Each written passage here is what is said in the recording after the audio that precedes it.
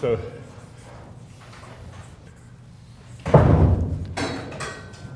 any other phrases that energize you? What do you have a personal? Does anyone have a personal motto? Yeah. Charles. It's, You can't be looking at the computer. It's not applicable. I was looking for it, but never mind. I don't really use it anymore. Take it back. Okay. Personal motto. More is more. More is more? More is more. Well, what does that mean to you, John? Like, the more you put in, the more you get out. The more you put in, the more you get out? Okay. JJ? Always be prepared. Okay, were you an Eagle Scout? Is Did I put past tense?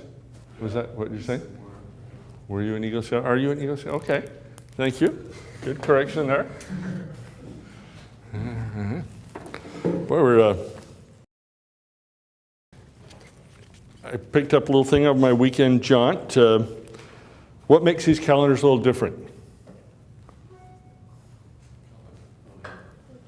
How have they increased their value of their product? Yeah. a real picture, yeah. You see? They're a year and a third. So you can start using them now. You know, usually you start January 2011, and it starts already November 2010.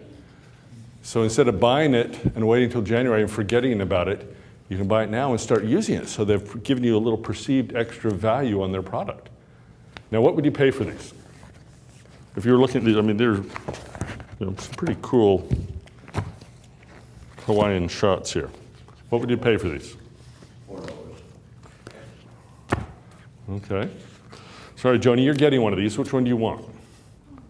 Do you want the sunset flowers? I got one for everyone in the office. I don't know.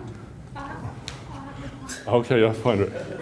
All right, but That's a highly important question. now, I bought these because the perceived value in my mind was higher than what the price I paid for them was. Okay. I bought these, sorry, Joni, you're worth more than this, but I paid 99 cents for these calendars, each one of them. Okay, that makes me even better. I'm all about. You're all about cheap. Worth it. Okay. So Seth gave us a value of $4, and I bought them for $1. Okay. You could sell these at the cafe, right? Or the grill. Yeah. $20. People will play around. Yeah. So here's, the entrepreneur is always looking for ways to add value. So this person gave us a great price and great value of the scenes. I mean, these are, quality pictures, and then gave us the 16-month extra advantage. So I thought that was a pretty good example of, what you're trying to add value. You're not going to change the world as a social entrepreneur unless you bring something to the party that is better than what's already out there. So this person, in my mind, did that by making me buy these because they were so cheap and yet quality and a little extra value. Mm-hmm. Today is going to be sort of a weird class. I will announce that in advance. Over the weekend, I was in class this year, and when you leave in, let's see, it's like 16 days. 16 days from now is our last class.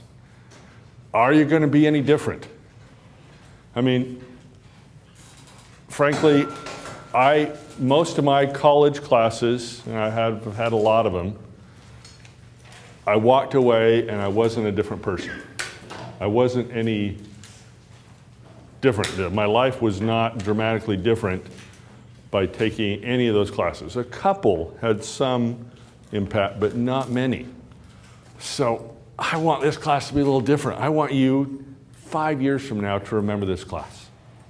So I'm struggling with how we'd have that happen. Okay? First of all, Annie, would you introduce your guests? Yeah, this is my brother Calvin. Huh? And where's home? Utah. Utah. So you got out of the snow. Yeah, we did. Just It's in time. -13 this morning. Wow. What part of Utah? By Bear Lake, Oh, like Garden City? Randolph. Randolph. Oh, yeah, about the coldest place in Utah. Randolph is there. Wow. -13. Salt Lake, even had like a foot of snow on, what was it, Sunday? Just glad to be here in Utah, or in Hawaii, sorry. All right, well, welcome. You have to go back soon? Yeah, tonight. Oh. All right. I cut out this article from a magazine I read. How many of you play, Farmville on Facebook? Do you know what it is? Raise your hand if you know what it is. How many of you are annoyed by the messages from your friends about what they bought on their farm? Well, this guy is the one you can blame for that. The firm is called Zynga, Z-Y-N-G-A. Zynga? Zynga, okay. And he's the Farmville creator. His name is Mark Pincus. Went to Wharton, then went to Harvard, and was involved in helping launch a service called Freeloader. Napster meets eBay, he called it, and then he was an early investor in Napster. He had a social networking site in 2003, a year ahead of MySpace and Facebook, called Tribe.net, and then he's been working on a lot of other things since then. So now he's hit on this Farmville, and they have 240 million players each month. And they also have 900 employees. And actually, it's interesting what they're doing. You can pay real money to buy imaginary things for your farm. And so, like, after the Haitian earthquake, they gave 100% of their purchases of virtual sweet potato plants, which turned out to be 1.5 million in the first 5 days to help Haiti. And they've also used that money to fund school lunch programs and microloans for women. Buying a Gulf Coast turtle for your aquarium in Fishville helps support the Audubon Society efforts to rescue animals endangered by the BP oil spill. Through initiatives like these, Pincus says he hopes to connect social virtual goods and games to the real world. They asked him, what do you think has been your key to your success? Okay, I think that's one thing that I hope you take out of this class is you pick up on what someone else did that motivated them, a key to their success, and you say, can I apply this to my life? So that's one thing I think you can take from this class. Max? Well, what he did from someone who's a game developer's perspective, he tapped into a market of people who weren't into video games and convinced them they weren't playing a video game and got them all hooked. Because, Farmville is a game. It's a very, very simple one, and most gamers are just kind of like whatever. But he convinced all the millions of people who play it that it wasn't a video game, it was just something fun they could do, and then got them all playing it. Like I've heard of people who put in more hours on that than WoW, World of Warcraft. He convinced all of them that it wasn't a game, and he basically invented a little market for himself, casual gamers. Okay. Worked great. Good. So he repackaged it in a creative way to get a whole new market that wasn't interested in playing games, and he got them to do it by not thinking they were. Interesting. All right, so here's what he said is the key to his success. Every day we ask ourselves, how do we provide the greatest social gaming experience in the world? We let you express yourself in the decisions you make and the things you do. Plus, everyone on your team is on a mission. People here love games. It's like Christmas Day when we release something new. So he says his key to success, it looks like, is giving the people what they want, the greatest gaming experience in the world, and then he has great people around him who are passionate about what they do. Wouldn't that be exciting to go to work every day thinking it's Christmas morning? Think of how excited you were as a young kid for Christmas Day. If you were that excited to go to your work every day, you would have that passion and enthusiasm change the way you work. Then next question was, what advice would you give to budding entrepreneurs? So that's you guys.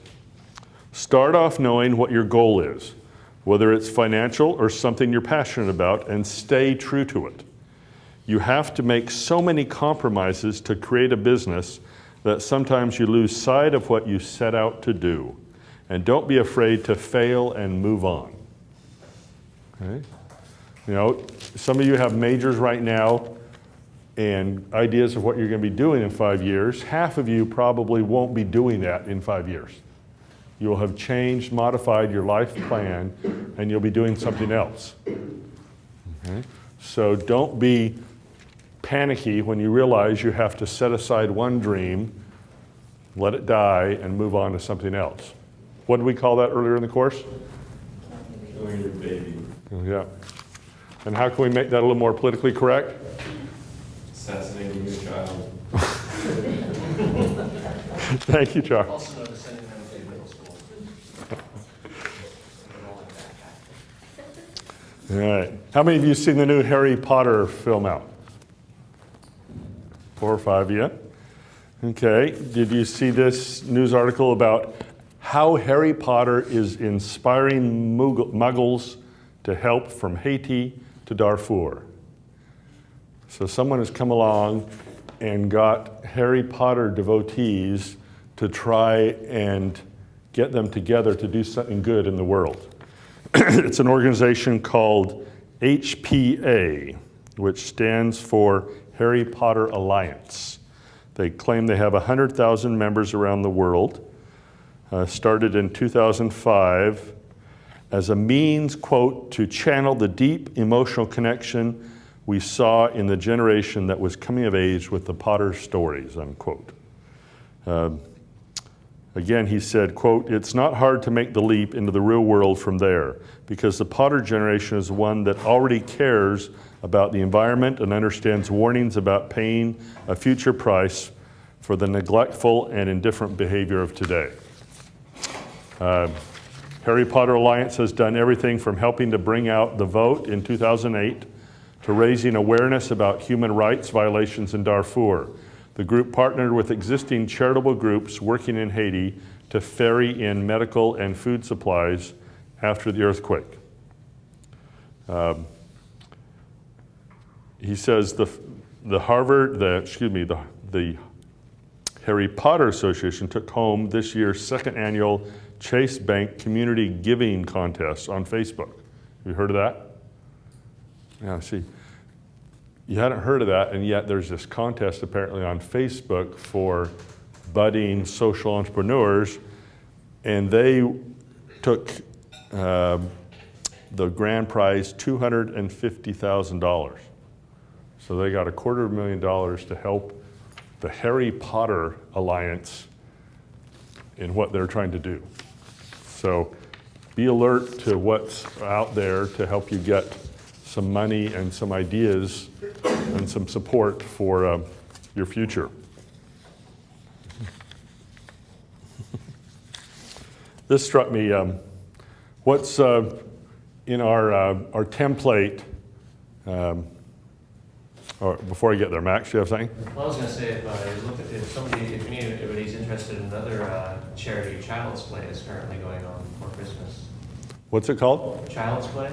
And what does it do? It's effectively a bunch of gamers raising money for kids in hospitals who are there for long periods of time, so they can get toys, books, movies that they want for Christmas. It raises a couple $1 million every year, pretty solidly. It's one of the bigger charity foundations that's involved with gaming.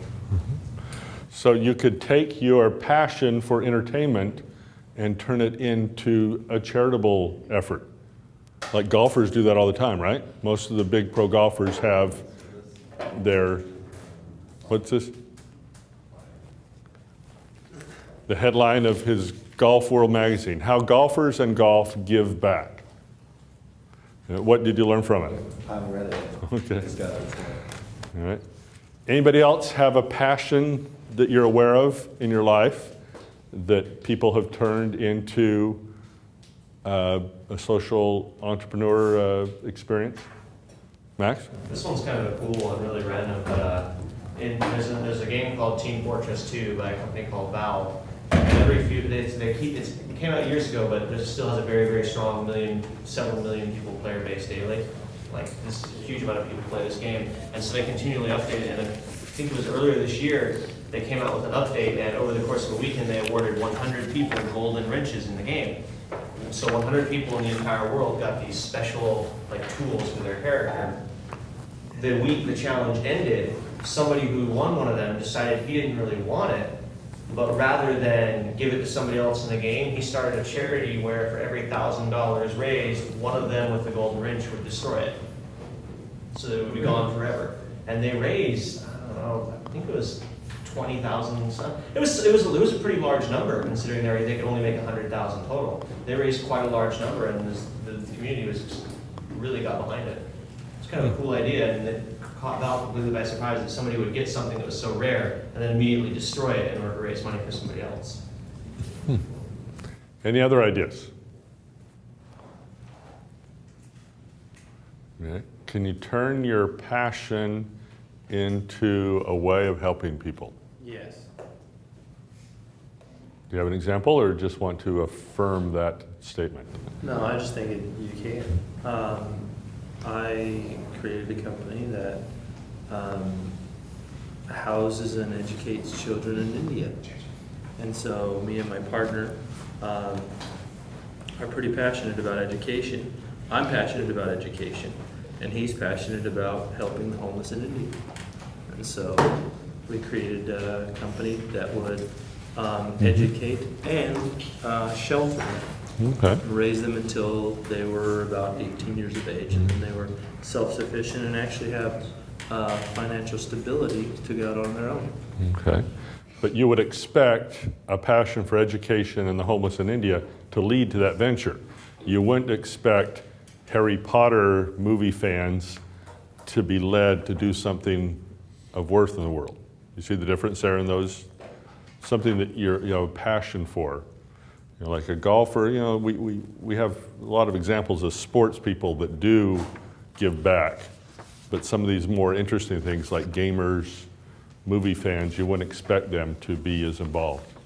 Elani? I think it's nice to combine passions too. I guess a lot of times you feel stuck. Sometimes you're choosing one or the other, but you can always combine them. I like arts and I like the gospel, so I want to do arts through the gospel and spread it that way. And there's all sorts of things that you can just combine your passions instead of choosing between. Does anyone recognize that lady? Sorry, the picture's a little small. Anyone know who she is? I know you know her work.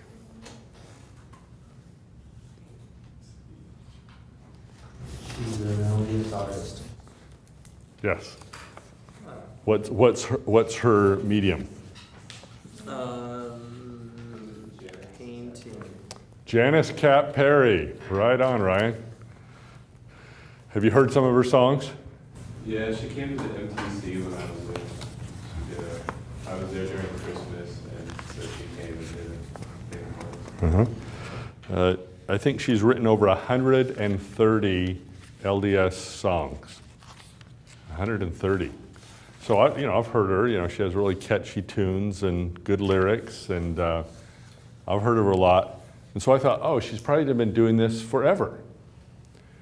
And so when I read her story, in fact, this story, she wrote it, but she writes it from the point of view of her husband. So I'll read a few excerpts from you. But the thing that really stuck out to me was until the age of 40, guess what her passion was? What? Sports. Here she is, this Mormon grandma, and she was a sports nut. She played fast-pitch softball and volleyball. She said, the first night I met my husband, Doug, he told me that one of the things that first impressed him about me was we were playing softball at this elders quorum party at BYU. I caught a hard, straight fly ball at shortstop with my bare hands and threw to first in time for a double play. So his wife is catching, this girl is catching balls without a glove and making double plays, and that got his attention. I played church ball all through the years while our 5 children were born. When Doug was in graduate school in Indiana, I needed a version and asked if he would mind if I pitched for the City League, which was very competitive. We took all the kids to the games. I played racquetball frequently, enticed him to play co-ed volleyball with me at the church. When the Relief Society announced a bicycle race and gave the women several weeks to get in shape, Doug found me a used bike and encouraged me all the way. I came in second with Doug and the kids cheering me on at the finish line. When we were at Utah State, I pitched for 2 different city teams and played church ball and racquetball. When we moved to Provo, I continued pitching for a city team. When I was nearly 40 years old, I broke my ankle playing basketball. Finally, Doug sat on the edge of my bed and said, "Your injuries are getting more serious, Janie. Is there anything a little safer that would give you fulfillment?" When my foot was in a cast, the bishop asked me to write music for our ward roadshow.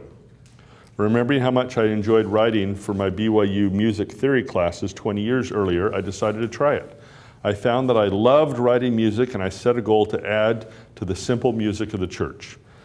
The day I wrote my first gospel song, "All Follow Jesus," my husband Doug gathered the kids around to hear it. He had tears in his eyes as I finished, the greatest encouragement he could have given me. A year later, we had enough songs for our first album. We borrowed $10,000 to accomplish this. The next album cost twice as much, and again I was hesitant, but my husband arranged with the bank for a line of credit to temporarily finance our projects. We went ahead and each project paid for itself in a reasonable time. Then she wrote a full-length musical called "It's a Miracle," and they needed $80,000 to produce it. So they did that. The show toured the United States for 3 years, giving 239 performances. Then they bought a home in Provo near the temple. The home had a garage, but Doug, my husband, had a better idea of how to use that space. He asked me, "Would you rather have a garage or a nice music studio?" I didn't hesitate. During the next year, as he helped with the renovations to the home before he moved in, he built a beautiful music studio for me. I have spent most of my time in that room for the last 25 years, never taking it for granted, and he brushed snow off our cars, which were parked in the driveway for over 20 years before we were able to add a nice garage to our home. We constantly had need for a music engraver. I didn't know what that was, but it said it's a person who prepares all the sheet music for publication.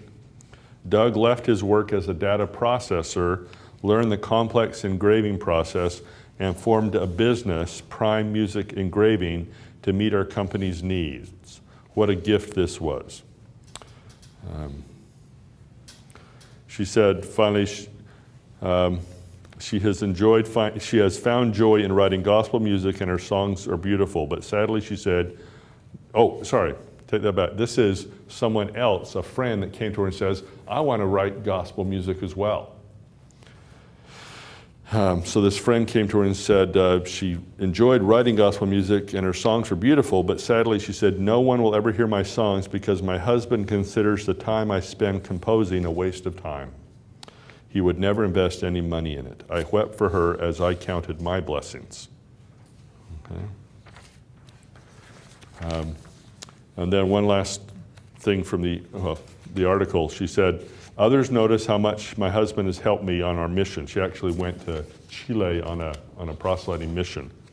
"One morning, as I sat by our mission president's wife at a zone conference, watching Doug teach all the missionaries how to direct the music, the mission president's wife summed up what I have always known. She said, 'I've been watching your husband through your mission. He fills in all the gaps for you, doesn't he?' So where she was lacking, he was filling in the gaps for her. And he says when he's at a lot of the firesides they do, he introduces himself as, 'I'm Brother Janice Cap Perry.'" So I like this article for two reasons. One, it was she found her passion at 40. And you guys are all younger than that, so you have plenty of time to make mistakes and try things, and still 20 years from now or 15 years from now or 10 years from now, you can still find your passion and make a big success of your life. I mean, the church is indebted to Janice Cat Perry for all she's done. I mean, my kids have loved her songs over the years. I've loved her songs. She has influenced millions of people, and she did it after the age of 40. So it's never too late to change and to have your things happen. And then I thought the other cool thing from the story was how much her spouse helped her. You know, he could have been really arrogant and, you know, he wanted to be the limelight of the family, and it looks like he was always there helping her be better and accomplish the things she was good at. And he subjugated his feelings and his efforts to help his wife. So she wouldn't have been as helpful to the rest of the church without his help. JJ. I read a talk about President Hinckley and his relationship with his wife, and she mentioned how he treats her as being his wife. She said that he gets out of her way and encourages her to fly, to develop her talent. And it was a really good talk, but it's the same principle that you get out of your wife's way and you look at what she's interested in and her talents and her passion, and you encourage her to pursue those dreams that she has. Mm-hmm. I don't know if I mentioned this, tell me if I already mentioned this, but I had an epiphany when Ryan's parents were speaking in Brother Richie's class a week or so ago. Did I mention the epiphany I had? And this is directed to both of you, men and women, but you know, probably more applicable to women here is, if you are a hard-charging woman, you have to, I'm telling you from my personal experience, I married my first wife, was hard-charging, and I was hard-charging, and that creates a little friction in a couple. Unlike, you know, Sister Perry, where her husband, you know, filled in the gaps and he took, you know, a back seat many times to her, to let the one who was the hard-charging one go forward and just fill in the gaps.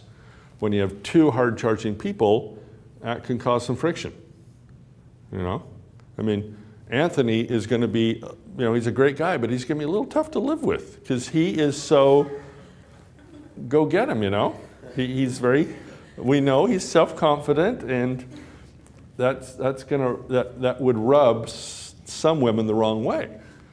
Okay, and so when I was listening to the Hitz's talk, I realized one way to overcome that is if both of you have an entrepreneurial venture together, where the husband and wife can work together in the business or the venture, and then the woman can have the fulfillment she needs and not be, you know, the second place backseat person to the stereotypical husband that's in the driver's seat. You see what I mean? You know, in our society, generally, traditionally, the man earns the living, the woman doesn't. Well, in the last 20, 30, 40 years, that's been changing. And a lot of you women are gonna have careers of your own, and you know, you're gonna have some clashes with your husband who's having a career of his own. And one way I saw of solving that is if both of you are involved in that business or that venture together. You know, when I went to, tell me if I've told this before, but you know, my first wife, she was the Relief Study president of the Young Single Adult Ward when I met her. She had spoken on the floor of the Utah State Senate. She had taken state in oration. She had campaigned and was in the finals. She was the runner-up for the student body president of the largest high school in Utah. You know, so she was out there, go get 'em, aggressive, you know, not sitting on the sidelines type of person. And so that attracted me to her. But, when I went off to Harvard and she was staying home with our first child, whoa, the applause for her stopped. I was still getting the awards and the attaboys for being in school at Harvard, and she was at home in a cheap student apartment with an active 1-year-old. And her applause and life satisfaction fell off. She was used to being in the limelight and to being a mother. Mothers don't get a lot of public applause. So that was a very hard thing for her. So I realize now that maybe if we had had a joint venture together, that I could have used her talents and my talents together, that might have been a better solution for a hard charging, aggressive two in a marriage. Okay? Any thoughts on that? Keep that in the back of your mind. If, like my wife, my current wife, my first wife is dead. So I've remarried, and my current wife, she prefers to be a follower. She's very happy not to teach the classes, not to be the leader. She's very happy to be the follower. So, we fit pretty well in that way, because I'm more the leader and the guy who wants to be out doing things, and she's very happy to be the follower. So it's a good fit in our marriage. And we're not butting heads. For example, my daughter-in-law, she's more hard charger, and so sometimes we butt heads because we both want to be in control, we both want to be in charge, we both have our ideas of how things should go. What type are you, Joni? Are you the hard charger, want to be in control? Just depends on the circumstance. Some areas, yeah. Mm-hmm. Yeah. Have you had to step back and let your husband, take the lead sometimes, and you are sitting there biting your tongue saying, I'd do it another way, but I'm going to let you do it? Yeah. Yeah. Those are issues you have to deal with. Okay. So plan ahead and analyze when you go to get married, plan ahead what type of partner you're marrying. Are you marrying a limelight, type A, red personality? Analyze how you're going to fit together. Do you need to look for some ways so both of you can have the lead? Okay. All right, changing gears here a bit.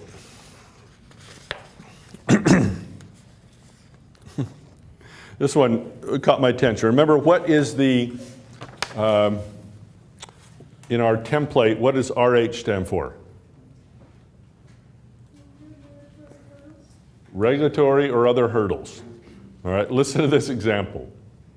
Adam Hernandez, 15, a freshman at Shorewood High School, was arrested, handcuffed, and booked on a charge of theft after a friend let him have his lunch. The friend was part of a free lunch program, and Hernandez wasn't.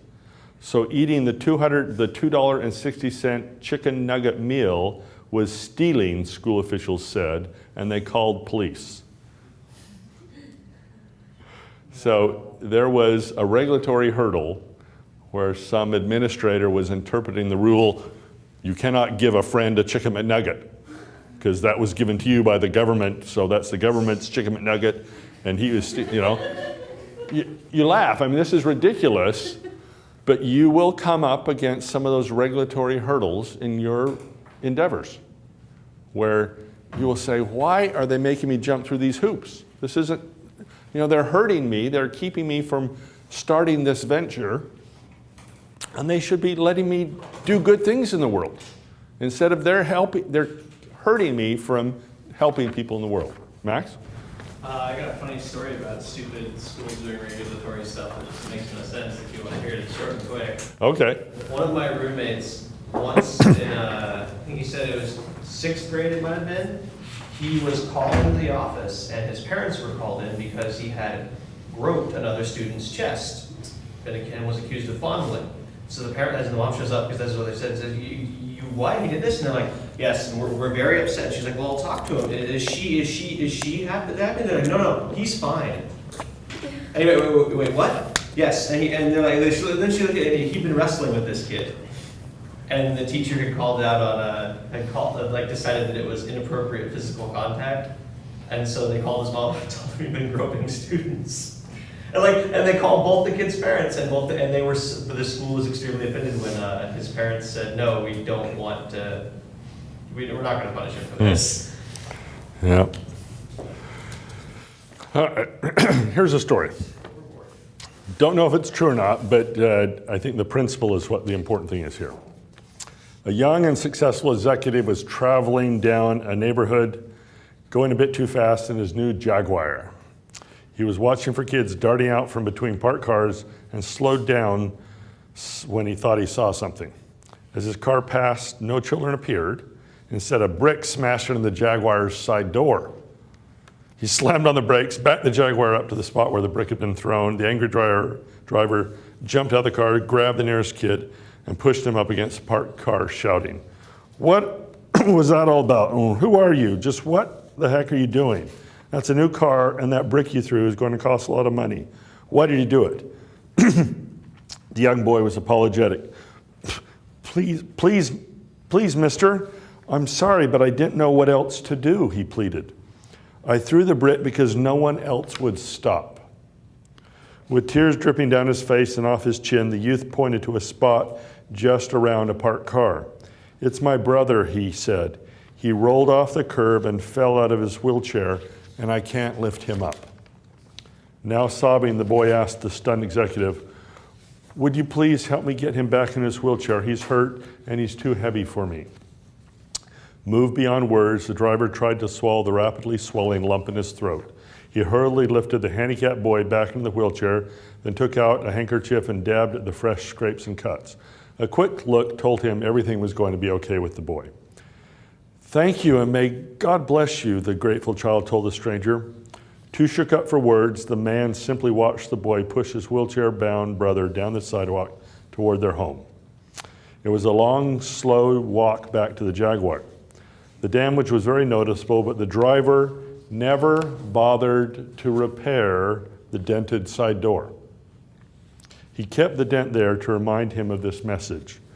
Don't go through life so fast that someone has to throw a brick at you to get your attention. God whispers in our souls and speaks to our hearts. Sometimes when we don't have time to listen, He has to throw a brick at us. It's our choice to listen or not.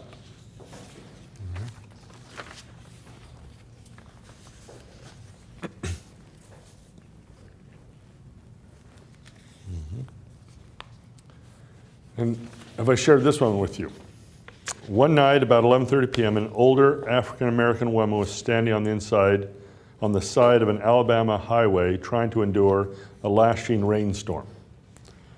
Her car had broken down and she desperately needed a ride. Soaking wet, she decided to flag down a car. Sound familiar? No. Okay.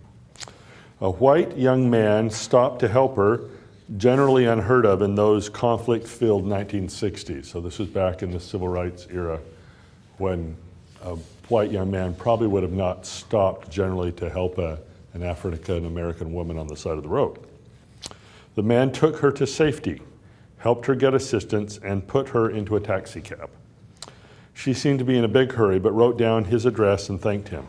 7 days later went by and a knock came at the man's door. To his surprise, a giant console color TV. Those are when they came in big wooden boxes like furniture back in the 60s. You didn't have plasma screens. You put your TV in looked like a clothes dresser with all this wood around it. So a giant console color TV was delivered to his home. A special note was attached to it. It read, "Thank you so much for assisting me on the highway the other night. The rain drenched not only my clothes, but also my spirits. Then you came along. Because of you, I was able to make it to my dying husband's bedside just before he passed away. God bless you for helping me and unselfishly serving others. Sincerely, Mrs. Nat King Cole." And you might not know that name, but Nat King Cole was one of the big singers in the 40s, 50s, and 60s. So a man stopped to give her help, and she was able to get to her husband's bedside and was rewarded dramatically for that. All right, so we've been talking a bit about helping others, going out of your way, paying attention to the bricks that get thrown at you in your life. Okay. Do you think most of the bricks are going to come in the form of text messages in the future? That'll be how you get bricks thrown at you, saying, please help me. Someone will text message you that. Yeah. So you'll have to be aware of how people are reaching out to get your attention. How are you going to help them? I would assume all of you can remember a time in your life when you had sort of like a prompting, a feeling that you should help someone, but you were too busy with school or something, and whatever, and you ignored the prompting and you didn't stop and act on the prompting and help them. Yeah. Remember what President Monson's sort of motto is? So the next one, like when you feel a nudge, act, or Yeah, maybe. Always act on a prompting. Remember the one he told in conference a couple times ago where he had a feeling to go see the friend, and he found the friend on the edge of the pool, in the handicapped in a wheelchair, and he was going to, roll himself in the pool and kill himself, and he was able to help his friend.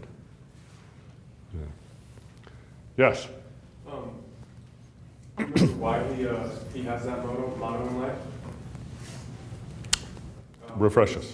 It was when he was a bishop, and they were having a state conference, and the state president was speaking, and he got a note saying an impression saying that he needed to go visit a sister in the hospital, but he brushed it aside because he didn't want to interrupt, just walk out of the state conference, and he brushed it aside, and finally, after several promptings throughout the whole time, the state conference was finally over. It felt like the state president was done speaking. He didn't even wait till it was over, but the state president was done, so he just left.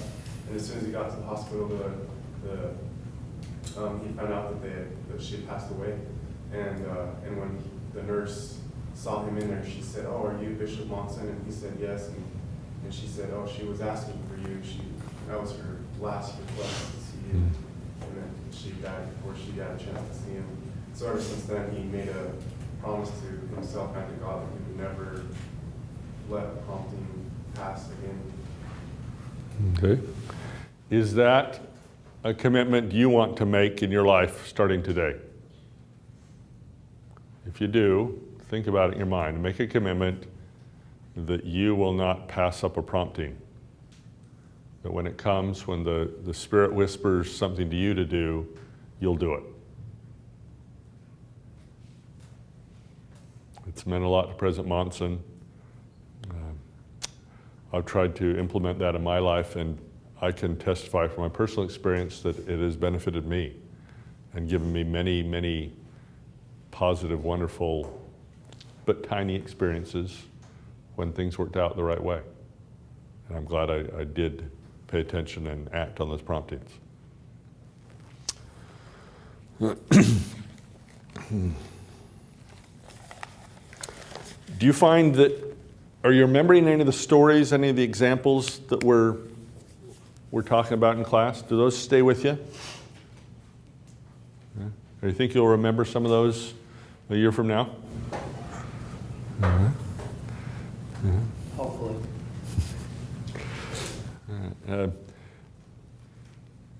Let me do a little a test here. Okay. You don't know everyone in the class very well, but I got some money here. All right. If you were a venture capitalist, remember a venture capitalist is a person that invests risky venture money, money that can afford to be lost in new startups and different levels of business startups. You know, so they're called a venture capitalist. Unlike a banker who loans money and expects to get paid back, the venture capitalist invests money as an owner, and you know, they know some of the businesses are going to fail and they're going to lose their capital, but they hope to make enough home runs that it'll make up for all the other losses they've had, what they tried. So you've been in class now 19 days. Well, some of you a lot less than 19 days, but those of you who have been here most of the time know a bit about some of the people in the class. So pretend you are a venture capitalist and you have money to invest. Who would you place your money on in this class? Anthony. What? I give some money to Anthony. All right. Anthony, we are going to give you $2 to help fund your future venture. We are your first venture cap, maybe not your first. You probably have already gotten some money from other people to back your ventures, right? Yeah. Okay. So you feel he'd be a safer bet? You think in 10 years from now, Anthony's going to have done something good in his life? Okay. Who else? JJ. Allie. Allie, tell us why. Um, What have you noticed? she's very, she's really good with details, so she would be able to manage a company really well and start her own idea. Uh-huh. Okay. You know, Allie has some of the most complete and full homework assignments. You know, some of you turn in 2 or 3 sentences. Allie usually turns in 3 or 4 paragraphs. So I would agree with you that she is detail-oriented and she follows through and does those things well. Who else? Pat. I would say the Hanneman brothers, because because of their heritage, because they have strong, Oh, it's not because of their hair. Heritage? they have really strong values and family ties, and their family is the closest family I've ever really, I think I've seen in anybody, and that's something to me that goes a long way. Okay. So you think 10 years from now you'll be able to say, I had a class with those Hanneman guys, you know, and they're famous now. Okay. Who else? I'm gonna lay some personal money on Max. You know, Max is gonna do something with his life. It may not be in video games where he is right now, but Max, I think, has the kind of thinking skills that is going to help him no matter what he chooses to do. He analyzes things. He is always looking at something from 360 degrees. You know, he's just not content to just say, oh, that's okay. I mean, you know, he doesn't believe everything I tell him. He's willing to say, that's a bunch of crap, Professor, you know? And he'll stand up and he'll do that. Ilani. Oh, smart person, huh? I'll second that. Okay. Why? Why are we going to say, wow, we knew her at BYU Hawaii? Because I have determination to see things through when I really want something. I'm very passionate and this work everything I have. Can you give us an example of that? Well, coming here to school, I guess when I was back in New Zealand, a lot of people were going, oh, you didn't, You were back where? back in New Zealand. Okay. I guess a lot of people, wouldn't believe and have faith in me that I could, but I knew that it's just something that I could do, and I just put my mind to it and did everything that I could to come to school. That's just some little thing. Okay. So you're diligent and committed.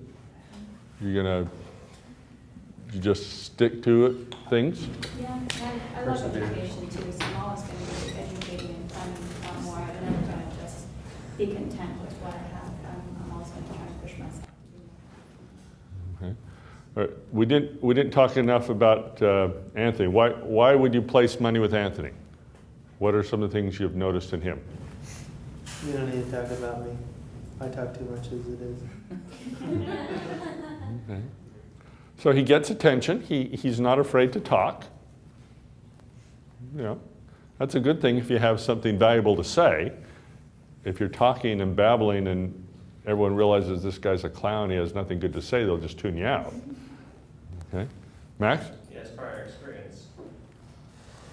Okay. He's constantly referencing, he's not saying, oh, well, I knew a guy who did this. He's saying, well, in my experience, we've done this. Okay. His own business. All right. He's already has some successes under his belt. What else? I think he has the ability to break the ice. Like a lot of people, at least me, I think I'm scared to go out and talk to people and make new friends. Whereas I don't think Anthony ever has a problem with that. He just does some nice thing for someone and they're immediately friends. Okay. Good. What's the old adage? Remember, people don't care about how much you know until they know how much you care. All right. That's good because I don't know a lot. Okay. Max, you had another comment? I was going to say, well, I appreciate the gesture. My studio has what it needs right now. So if somebody else would rather use the $2. No, I can afford that. I want to say I give money to Max. Doug? All right. You gotta pay him back. Yeah. I want 100% return in 10 years. Do you want $4? Yeah, yeah. Okay. I was thinking about this class, and I thought, in a way, a professor is sort of like a venture capitalist. And you are all little ventures, and by your efforts, I'm deciding whether I want to invest in you. And I invest in you with grades. So I look at your performance, your participation, your attendance, your assignments, your creative thinking, your analytical skills, and I look at that and I say, let's see, Shem, would I want to invest in him? Do I think he is an A investment? So isn't that sort of what a grade is? You know? I'm looking at you and say, wow, this person's only been to class half the time. They've been late on a third of their assignments. Is that the kind of person I'd want to invest in? If I were a venture capitalist and I had this person coming to me to fund their venture, would I put my money with them? So I thought of that. I think there's an analogy there about grades and money and venture capitalists. Does anyone see a problem with that analogy? Is that a reasonable analogy? Ah. So if we get an A out of this class, we can come to you in 10 years and Well, How much is a I would be much more likely to invest in you than if you got a C, don't you think? I'm going to say, you know, I've lent money and invested in companies and I've lost it all. And that happens. I had one just in March. I put some money in a company. I'm down 95% in it. In what, 6-7 months? That's pretty sad. And I thought at the time, the guy was just, you know, had a cool idea. I thought it was, you know, I went through the ideas on the template. I thought he had a unique idea. I thought, you know, he had some competitive positioning that would keep other competitors out. And it just hasn't worked out. So, yes, if you came to me 10 years from now, I'd look back and say, let's see, was that, let's see, what kind of student was he? You know, has he changed his stripes? Is he different now than he was in class? And would I, you know, so your past experience will obviously influence how people support you in the future. And luckily we have repentance, right? We can all change. We can all do better. We can all change people's opinions of ourselves. Yes? I think in some areas that analogy can be good, but I'd have to disagree, and this is why. In life, we have our different passions, pursuits, talents. And schooling and education, regardless of what your passion is, whether this class is like the best class you've ever had or whatever, there are certain interests that lie with outside of the classroom where people blow up as far as an idea or whatever. My English professor, who was actually good friends with, told me that the richest man in his ward, he's in Seattle, multi-filthy millionaire guy, was a C student. And I feel like a lot of times you feel like, you get the Bill Gates guys and other dropouts, that's like, a tiny percentage of people who do that, but it takes a certain person and a caliber individual to be very studious and to be very, what I'm saying is this, is that a classroom assignment and an attendance of an individual in any class will not be contingent upon his success outside of his classroom or in the world. You are who you are because you make yourself what you want to be. So we have a passion. And so I'll say that Shem in our family, there's 7 boys in the family, and Shem is probably the most, if I was to invest my money in any one of my brothers, it would be him. And the attendance of an individual, their assignments and how they do it, I can see how you can make that analogy, but when it comes to being an entrepreneur and having a goal and a vision, there's something to be said about the passion of the individual. I can't be degraded because of an assignment that, and a lot of assignments are busy work to keep us busy. That's expected. You have to grade somebody, but again, talking to other professors, like they hate grades. Grades are horrible because how do you grade the passion of an individual? You have to have tests. You have to have, if I was a teacher, I would never have tests or anything like that. Because I have test anxiety, I hate taking tests. But I don't feel that my poor grades on a test are contingent upon how smart I am as an individual. Because, you go through history, like Albert Einstein, fuck that, I'm out. But I feel like there's something to be said about those percentages of people where others have said, professors have said, well, this person's not too bright or too smart, but they blew it out of the box. Mhm. Again, the monopoly story you shared with us, people said, no, it's not. So, but it's a paradox. But you have to grade an individual based upon assignments in class because that's just the way the world rolls. Now, did I say to Thad that if he's a C student, I would absolutely not fund him? Well, so I agree with you that grades are not the sole building block of which you'd base your investment. They're just one of the things. Okay? So if you don't have the grades, you can still build a successful business by having all these other things. So that would be just one piece of evidence I'd weigh. I think I said that I would be more likely to listen to him and more inclined slightly if I knew, wow, he was a good student in my class. But I agree with you, there are lots of people that are going to do well even though they didn't have their act together in school. I would even argue to say that if you look at the most successful people financially, they were never A students in school. The majority, I would argue that. Mm-hmm. Do you have any evidence to back that up? I don't, just from people that I know, just personal people that I know, and I don't know a ton of millionaires, but I know people that are successful and do well, Mm-hmm. and they were regular students. All right, over here, JJ. I think the success of this class for me has been it's been able to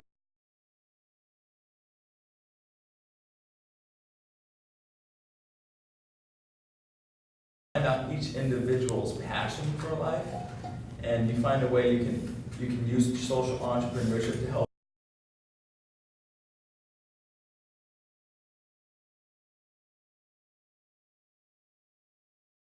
busy work and listen to lectures in certain areas, but when this class has been able to touch something I'm very interested in, I want to do it just because I'm interested in it. It doesn't even feel like I'm just going to a class. Like it's something like starting my own business because it's my business. I'm interested in it.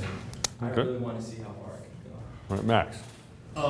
This will probably catch flack from a good chunk of students in the classroom, but in my personal opinion, students who excel at getting good grades and doing every assignment are just perfect at that. To me, that's grade A minion material. Put them in a cubicle, you give them assignments, and they will excel. But if you put them in charge of something where they're not being given those parameters, a lot of them just collapse because they don't have that framework structure they're so used to. I'm not saying it's bad, I'm just saying, to me personally, I mean, and I know from my personal experience, I only do as well as stuff I'm interested in. Well, does that go along with what I was talking about earlier, that some are more followers and some are leaders? Yeah, it does. And some people have, to me, it seems like a lot of students who are, just, they study, and they're so obsessed with getting that A grade. Not Okay. because they actually care about the material, but just because it's something to get, and somebody's telling them to get it. All right. Okay, Ellie? John? The entrepreneur I interviewed, Uh-huh. he quit school in 10th grade to 10th grade? to move on with his life. And now he's one of the richest guys in Las Vegas. Okay. Hands over here. Yes. What I'm thinking is how we should focus on learning is not only about the grades, because we only have little time, because every class the professor gives us amount of homework assignments. Sometimes you just got frustrated with your limited time to do the things which can benefit your learning from the time period is only a few years. How the learning process can make the rest of my life to never forget or to apply the things I learned. That's what I'm focusing on. Okay. You're focusing on the skills, not the grades. Yeah, Okay. because the grades sometimes just got me so frustrated. And Yeah. with my limited English, it just takes me forever to finish. Ryan, while we're discussing, would you be thinking in your mind a couple of your key time management skills you use? I mean, Ryan is a president of his company, full-time student, and also a husband and a father of, you have 4 kids? Yeah. Okay. He has a lot on his plate. Be thinking and share with us a couple of your best time management skills you know that you can share with us. Other hands over here? Do we see other hands in the discussion? Leilani. I guess I was just gonna jump onto the leader follower thing. There was some military academy, and I really like their motto is to be a good leader, you must first learn to follow. That's all the stuff with me since I heard it. So this is a good learning ground for us. If we can follow well, that will help us to become great leaders later. There's that song, Follow the Leader. He knows the way. Okay. I didn't follow Peter Pan now. I don't know what Maybe we perverted it in California when I was growing up. Follow the leader. Shanghai, yes. I just kind of added what I learned. Okay. Hey, yeah. I just added what I heard from the news because I remember the former President Bush, he has a speech in his school, he said, like those as students usually they become professor, and then like if you got C in your school, you might be the next president of the United States. He's teaching stuff. Yeah. So, Yeah, President Bush was a poor student at Yale, right? I mean, he was not a scholar by any means in his university career, and he ends up being a 2-term president of the United States. maybe some people still hate him, but I think he can become a president. That means he has some great leadership skills still. Okay. All right. So- How many people, you made it, you've done good, and you've moved on to being able to do a lot of social entrepreneurship stuff. How many people in your life do you know that are successful, that were A students or Harvard grads? A lot. A lot. Yeah. Well, I guess going to Harvard obviously, right? You have a lot of associates. Well, one touch point I usually use is my high school carpool. You guys heard of the National Merit Scholar Program? You heard of that? In the state of Utah, the year I was a senior, 8 were National Merit Scholars in Utah. 3 of us were in the same carpool. So I went to school with, every morning, we drove together, 2 other guys that, 2 of them became, no, 3 of them, 3 of the 5 are medical doctors. The other guy is head of an international organization, big company in London, and then there's me. So I was around a peer group where we all excelled. So let me rephrase the question. The majority of the people that you know that are successful, would you say the majority of them were the hardcore A students, top grads? I don't, I look at people in my ward, if I were to do the assignment that you had for today and interview them, you don't really know what people's grades are in your ward, I mean, you would probably incorrectly guess my GPA in college. You'd probably assume I had a higher GPA than I did. I had a chemical engineering major, and I had some 2 or 3, 4 C's probably in some of my engineering classes. I just wasn't that good an engineer. And essentially I had a minor in business, and that's where I got my GPA at, because I got A's in all my business classes. So I ended up with like a 3.4 GPA, nothing that special, but it was pulled down because of my so-so performance in my engineering classes. So people, once you leave here and get your first job, no one really cares what your GPA was. Let me Yeah. ask you this too. It will depend on what you do. With yourself. Yeah, it's the old adage, what is it? You're only as good as your last performance or something. People only care about what you did for them yesterday. Right. They don't care what you did for them 3 years ago. They want to see, did you perform for me yesterday? And this is the paradox that I feel like I live in, especially in college. In college, you come here on your own. Like, you don't have to be here. You pay to be here. But a lot of times I feel like, attendance is taken and all these types of things. And how do you force somebody to learn? You can't, but you can do certain, you take attendance, or you make an assignment, or you have a test, and it forces those individuals to do those types of things. But I feel like if I was a teacher and a professor, and I'm not going to be, because I don't feel like I would be good at that, but if I was, I feel like, and maybe this is, again, I've rattled my brain trying to find a way to do that, but how do you make the students want to come to class to the point you don't take attendance? But if you don't take attendance, then it's like, okay, you're screwed, it's your fault, you didn't come to class, you didn't learn the material, but that's fine, because you're paying for this class anyways, that's the thing. And how are you able to make it so that the students are feeling like, okay, we're gonna memorize a bunch of stuff that I'm gonna forget. That's why I suck at taking tests, because I'll study, but my wife can just roll up, take a test, and she'll get an A, because she just does it like that. Whereas me, since I can remember, it's just, I can never do good on tests. You don't remember or do remember? I remember from the beginning that no matter what I do, I just won't do good on tests, but that's fine. That's my cross to bear. But my point is this, is that how do you become a professor and a teacher at this stage in life? We're all in college now. We don't have to be here. But yet you make the class so epic and so you blow it up where the people want to come, they want to learn. Mm. And I feel like you've been very successful in that regard. And for my personal status, one thing I've been dying to hear, and that I haven't heard all this semester, is all the Wall Street stuff. I feel like we've rocked the house as far as being able to, how to help the world and things like that.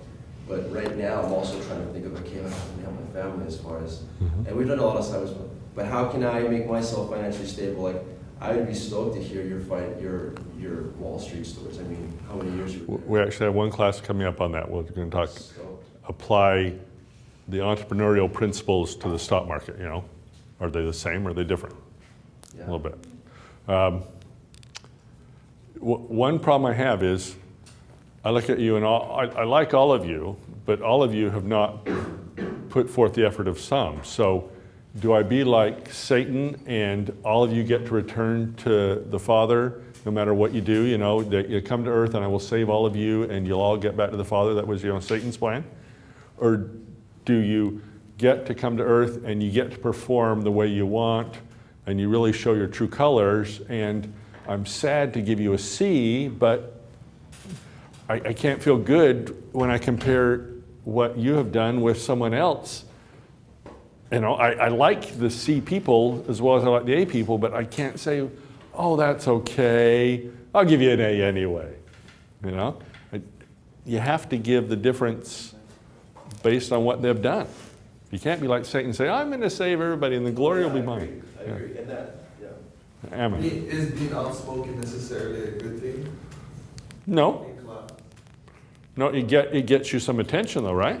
I don't know, was that needed attention, or, like, I mean, a lot of people that sit in this class that are quiet, I mean, are killers on the outside, and it's just that it doesn't mean that they don't say much in class, that they're not there. No?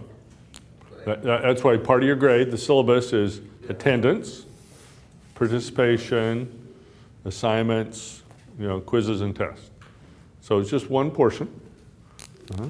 Hands, where do I see more hands? Max?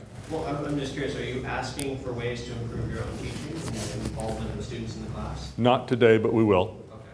Okay. Okay. Any other thoughts? Yes, April. What I'm feeling is that this is like financial aid. You can give us like either this kind of award, this amount of money for our education, or you can't because you don't qualify for the requirement. Like an experience from a friend, she actually qualifies for one because she just funds for herself. She does her best to write letters and all, but the financial aid doesn't want her to give the award because she doesn't qualify for the requirements. So it's like, this is what the financial aid standards are. This is us. If we don't meet it, then we can't match it up. We can't match up to that level. So what they see is what we only get. So I think that's how this class is. The classes are always like that. The performance is what the teacher sees for our performance is what they grade. So I think it's not a blame to the teacher or for the student. It's the system. Yeah. To go along with Hammond's point, I think it's interesting that, we did give out the $2 bills to the more vocal ones in the class, didn't we? I mean, Leilani and Anthony and Max, Ali a little less, but, the Hanneman brothers, they would be some of the more outspoken ones that have said things in class, I'm not saying it in that regard. No, but I think that's true that they, as an entrepreneur, it's hard to be a silent entrepreneur, isn't it? You are not going to be a minion. You can't be a minion and just be in a cubicle and make a difference in the world. You have to call some attention to yourself, right? Same classroom setting.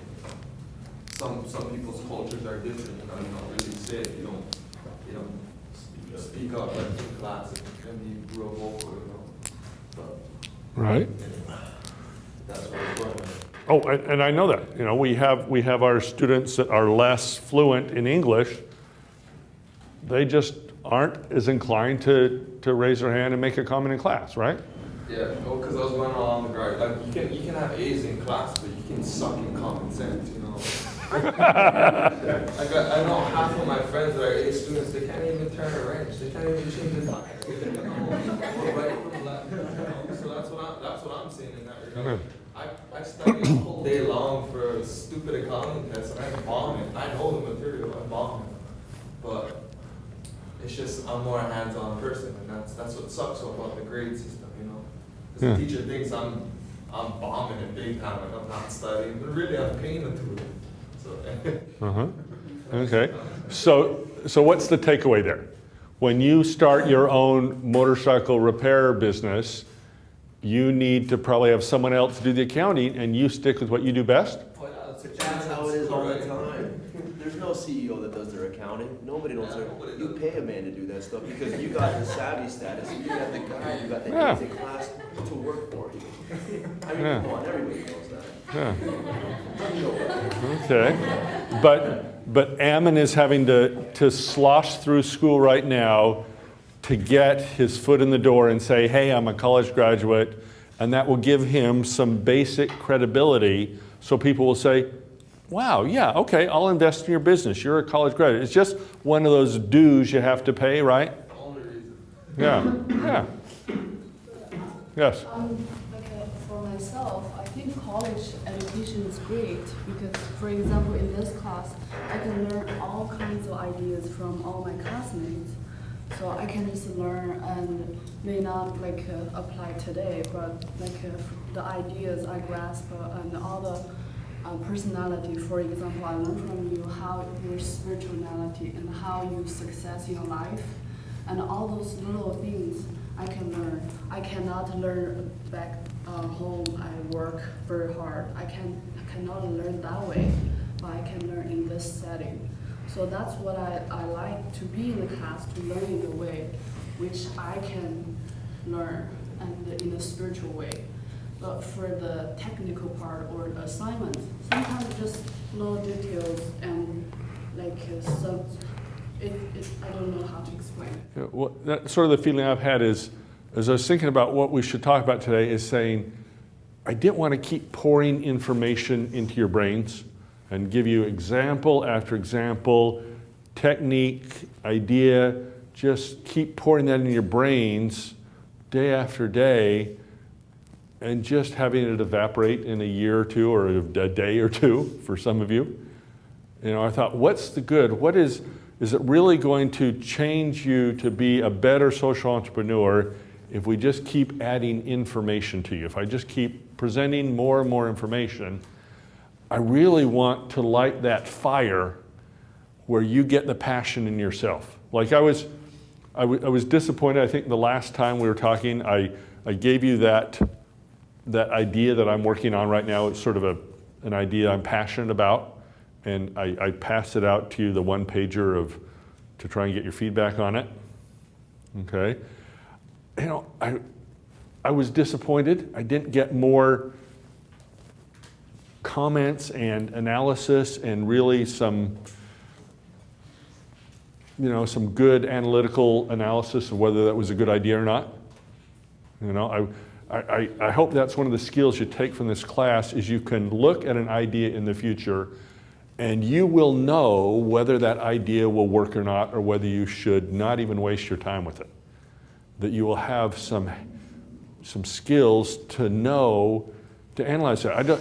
Too many of you in too many of your papers just went along with it. Said, oh, this is a good idea. Okay, you accept it. You did the minion approach, I think, and just said, oh, okay, and you accepted that. And I want you to have the skills to say, no, Brother Matheson, that is a stupid idea for this and this and this reason. Don't waste your time. And I didn't get that. Yes. This is actually kind of a side along the thing on grades. But and it kind of ties in. Earlier in the semester, in the book we were reading, we read that story about the woman in India who changed how their schooling system worked over there. Well, there's another teacher who started, I think it was about a year ago, a little over. It must be about 2 years now, because he's already had some results come back from it. But he sat down and he decided that the grading system over there, the way standardized schooling was working, was terrible. And he sat down and he decided he was going to take an entirely different approach to teaching his students. And what he did is he looked at, and this is how I read the story. I mean, this is entirely me. He looked at video games that these students played and realized that it was because there was something they were working towards that they were interested in. So when he got permission from the school board and the school district, and when his new students came in that year, he said, here is a packet of everything we need to learn about this year. And he said, there's 200 items on this packet, and they're all worth points. And he's like, as long as you reach this number of points by the end of the year, you'll get this grade. If you reach this number of points, you'll get a B. This number of points, you'll get an A. Here's the packet. You come up with what you look in there, you find something you want to learn about. You come up to me, tell me what you're going to do to learn about it, do a project, paper, whatever you want to do it, and you'll get those points. And at the end of the year, when they did their standardized testing, his students, not only did they get higher grades than everybody else, but not only did they perform better in the class, like more students hung on and did better than all the other students, but when they came to the standardized testing, his students wiped clean everybody else. And they were more in depth because he let them invent their own curriculum. And it was a huge success. Just an interesting story. I thought it was really interesting that happened. All right. Who? Without that immediately. Okay. All right. Who remembers the idea I had last week? Who could give me the elevator speech of what I was thinking, the idea I had? That? I don't know about the elevator speech, but basically you were wanting to bring together some people who want to learn more about social entrepreneur. You want to bring them out as a retreat out here so they could get together, meet with each other, and also have some mentors talk about kind of starting them in the process of going out into the world and making a mark on society. What was the unmet need that I saw wasn't being fulfilled? After you've attained all that you've done, what next? What's next in life? So these are people who are retired or about to retire. They don't know what to do. They don't know how to begin the process of social entrepreneurship. Okay. Right? It's not just that. These are people that are accomplished. They may not even be retired, but they're at a point in their life where they accomplish things materially, so to speak, and they probably, they're active in the church, and but they don't know how to give back. They don't know how to make a difference. There's a lot of wealthy members of the church that just kind of hang out and, they don't want to, there's people that they don't want to go on missions. Maybe they're not comfortable with that. And so they don't really know what to do. And this might open a window of opportunity to get back and to feel valued and useful. All right, so I did actually, yesterday on the plane, I did the 8-point analysis on this idea. Here's what I came up with. Up. Up means unique or proprietary. I thought it was unique or proprietary because it focused on an unmet need in the LDS population. There was no executive education directly for the LDS, and also geared towards couples. Not just single people, a CEO, but you were to go as a couple. Was it sustained enthusiasm? I thought, well, here's an idea. If it works the first time, yes, we can do it. If not, we can just fold it. So it's not an idea that we have to keep doing. The enthusiasm will be there if it works. And if it doesn't happen, if it's a lousy idea the first time we try it, it doesn't work, you can just fold it. So sort of the sustained enthusiasm will happen. Regulatory hurdles. Yeah, you'd have to get BYU Hawaii approval for this. You have to travel to Hawaii. That's a hurdle. A lot of you mentioned, maybe just try it in Utah. Gross profit. We don't need much. We just have to price it to break even. We're not trying to make money on the venture, so we could maybe put a phrase in there that we donate any excess to some other social causes out there, so people won't feel like we're making money off that. So gross profit really doesn't apply too much there. Quickly test it. Yeah, let's try it. Let's put out the flyers. Let's put out the emails. Let's try to market it and have a test and try it once. See if it works. How about potential threats? Can other people do this? Yeah, I think they could. It is duplicatable, but that's the great thing about a social entrepreneurism idea is who cares? If someone comes along and takes the idea and runs with it and does it better than you do it, shouldn't you be happy? Yep. You're not doing this for your personal livelihood. You're trying to do it to improve the world. So if someone can steal your idea and do it better than you, give them the applause. Let them do it. So that's when you don't have to worry about this. How about, what is RS? Repeat sales. Okay. We might have some follow-on. The people would want maybe ongoing counseling and networking, or we get them to tell their friends, hey, I went to this great seminar. It really helped me change my view on what I'm going to do with my life. You should go to it too. Okay, so some of the things fit, some of the things didn't. But I hope you get the time to really develop some skills. And in the last 3 minutes here, Ryan, anything come to your mind about how you juggle your time? What are some of the best things you do in time management that we could learn from? I get up early. What time do you usually get up? Depends on the day. Sometimes I'm up at 3 or 4 if I have a meeting on the East Coast. Other days I'm up around 5. Were you always a morning person? No.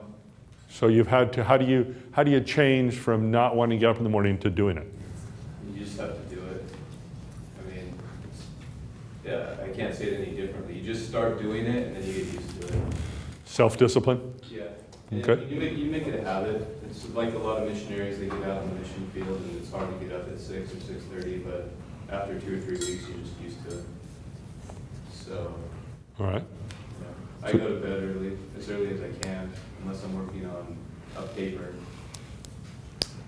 All right. So you manage your sleep schedule and your biorhythms.